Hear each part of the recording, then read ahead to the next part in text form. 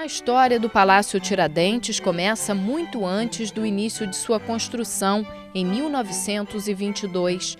Antes da chegada da família real ao Brasil, no local onde hoje fica a sede da Assembleia Legislativa do Estado do Rio de Janeiro, existia o prédio da Cadeia Velha, que servia de sede à Câmara dos Vereadores e à cadeia pública da cidade. Conhecida como Largo do Carmo no século XVII, após a construção da Igreja Ordem Terceira do Carmo, a Praça 15 passou a se chamar Largo do Paço, com a construção do Paço Imperial, um edifício que serviu de residência oficial aos governantes da cidade em 1743.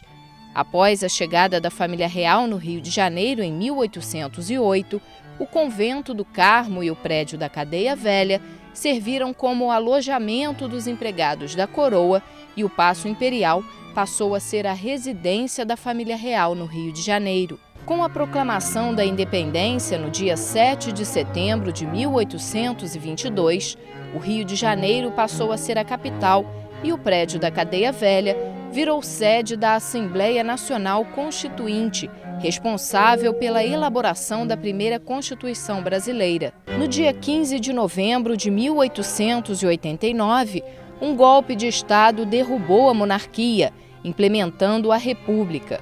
O primeiro presidente da nova República, Deodoro da Fonseca, transferiu a sede da Assembleia Nacional Constituinte para o Paço Imperial da Quinta da Boa Vista. Em 1891, o então presidente Floriano Peixoto transferiu a sede da Câmara de volta para o prédio da Cadeia Velha, onde permaneceu pelos próximos 23 anos.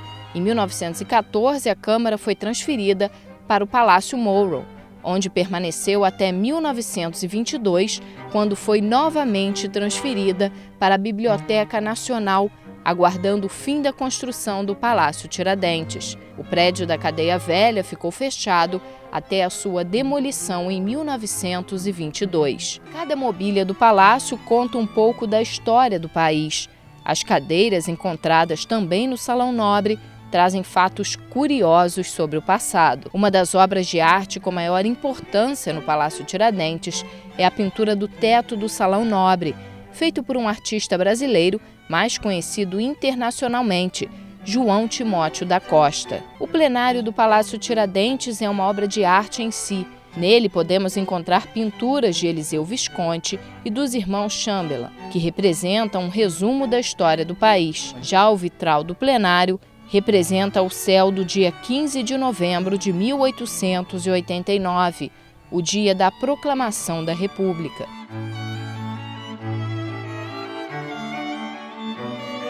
O Palácio Tiradentes foi inaugurado no dia 6 de maio de 1926, na data em que se comemorava o centenário da instalação da primeira Câmara do Império. O primeiro presidente a tomar posse no Palácio Tiradentes foi Washington Luiz, que, ao assumir o governo, suspendeu o estado de sítio imposto por Arthur Bernardes e iniciou um diálogo com as lideranças oposicionistas. Em agosto de 1929, foi formada a Aliança Liberal, que, entre seus papéis na política, um dos mais significantes foi o lançamento da candidatura de Getúlio Vargas à presidência.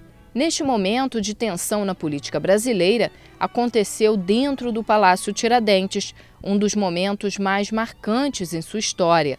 No dia 26 de dezembro, após um comício nas escadarias do palácio, o deputado situacionista Souza Filho foi assassinado dentro do plenário pelo aliancista Ildefonso Simões Lopes. No dia 24 de outubro de 1930, Washington Luiz é deposto de seu cargo e Getúlio Vargas assume a presidência temporária do país, dando início à Revolução de 30. Menos de um mês depois, Getúlio ordena o fechamento do Congresso Nacional e assim também as portas do Palácio Tiradentes. No dia 15 de novembro de 1933, o Palácio Tiradentes foi reaberto e instalada a Assembleia Nacional Constituinte.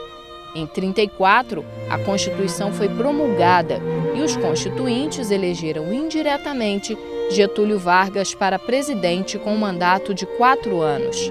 Em novembro de 37, Getúlio Vargas ordenou novamente o fechamento do Congresso Nacional e, com uma nova Carta Constitucional, deu início à ditadura do Estado Novo. O Palácio Tiradentes permaneceu fechado por 2 anos, quando se instalou o DIP, Departamento de Imprensa e Propaganda, que foi essencial para a construção da imagem pública de Vargas. Depois da queda de Getúlio Vargas, em 1945, o Palácio Tiradentes volta a abrir suas portas para a instalação da nova Assembleia Nacional.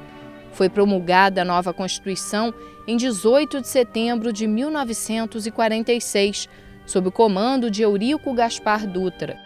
Nos anos 50, o Palácio Tiradentes serviu de palco para momentos importantes da história do país, como a posse de Getúlio Vargas, de volta ao poder em 31 de janeiro de 1951, a posse de Café Filho, assumindo a presidência após a morte de Getúlio em 54, o velório do ex-presidente Arthur Bernardes e a posse de Juscelino Kubitschek e seu vice João Goulart em 56. Com a chegada de Juscelino Kubitschek ao poder, a história do Palácio Tiradentes começa a mudar de rumo.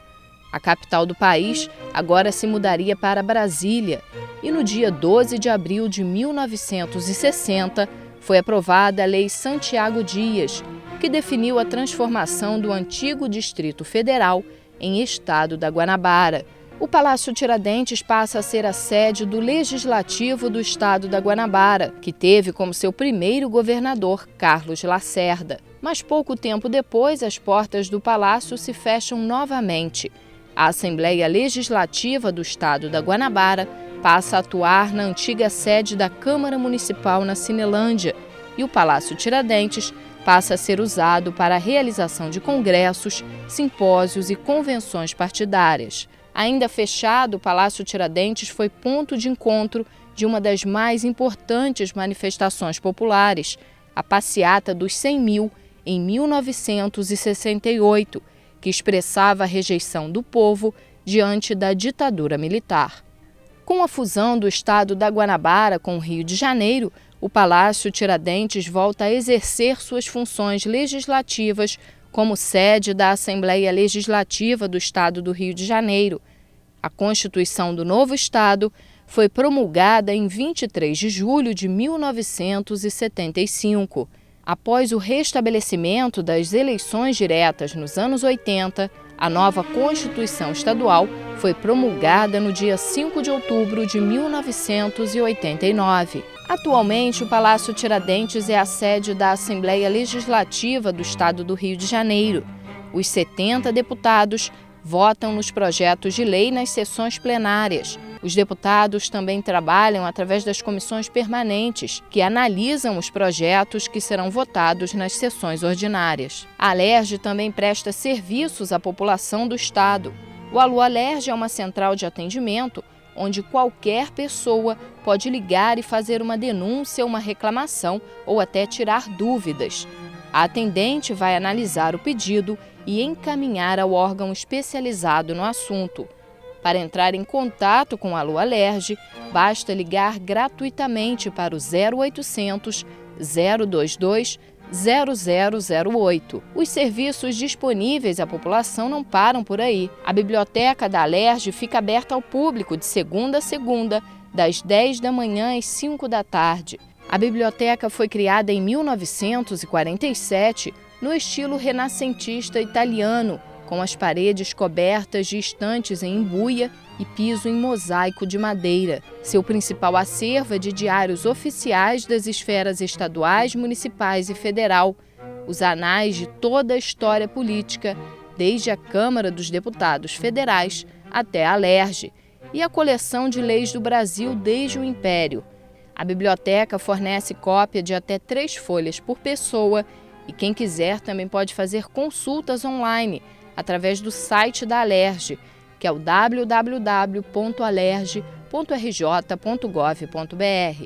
Para quem quiser conhecer ao vivo a história da política do Brasil e Fluminense, que ocorreu dentro do Palácio Tiradentes, a Alerj exibe em seus corredores a exposição permanente Palácio Tiradentes, lugar de memória do Parlamento Brasileiro, com visitas guiadas por alunos de História da Universidade Estadual do Rio de Janeiro. A exposição existe na Alerj desde dezembro de 1998. A entrada é gratuita e funciona de segunda a sábado, das 10 da manhã às 5 da tarde, e aos domingos e feriados, do meio-dia às 5 da tarde.